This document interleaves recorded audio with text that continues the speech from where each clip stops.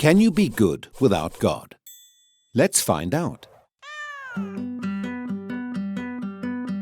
Absolutely astounding. There you have it. Undeniable proof that you can be good without believing in God. But wait, the question isn't, can you be good without believing in God? The question is, can you be good without God? See, here's the problem. If there is no God, what basis remains for objective good or bad, right or wrong? If God does not exist, objective moral values do not exist. And here's why. Without some objective reference point, we have no way of saying that something is really up or down. God's nature provides an objective reference point for moral values. It's the standard against which all actions and decisions are measured.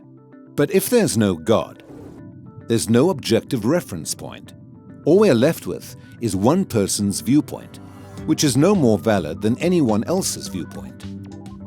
This kind of morality is subjective, not objective.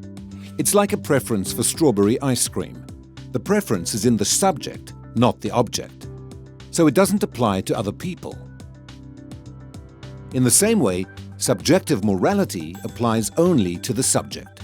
It's not valid or binding for anyone else. So, in a world without God, there can be no evil and no good, nothing but blind, pitiless indifference.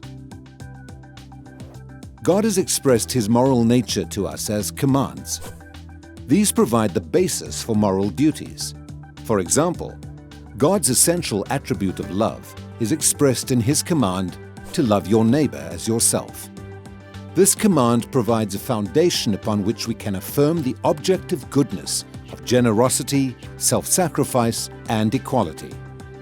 And we can condemn as objectively evil greed, abuse, and discrimination.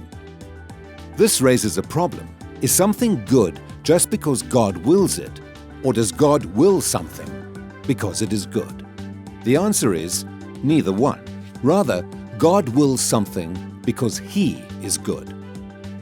God is the standard of moral values, just as a live musical performance is the standard for a high-fidelity recording. Without your love. The more a recording sounds like the original, the better it is. Likewise, the more closely a moral action conforms to God's nature, the better it is. But if atheism is true, there is no ultimate standard. So there can be no moral obligations or duties. Who or what lays such duties upon us? No one. Remember, for the atheist, humans are just accidents of nature, highly evolved animals. But animals have no moral obligations to one another. When a cat kills a mouse, it hasn't done anything morally wrong. The cat's just being a cat. If God doesn't exist, we should view human behavior in the same way. No action should be considered morally right or wrong. But the problem is, good and bad, right and wrong, do exist.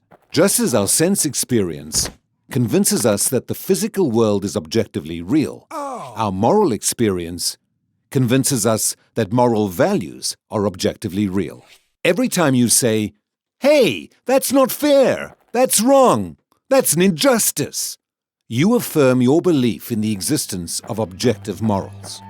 We're well aware that child abuse, racial discrimination, and terrorism are wrong for everybody, always. Is this just a personal preference or opinion? No. The man who says that it is morally acceptable to rape little children is just as mistaken as the man who says 2 + 2 = 5. What all this amounts to, then, is a moral argument for the existence of God. If God does not exist, objective moral values and duties do not exist.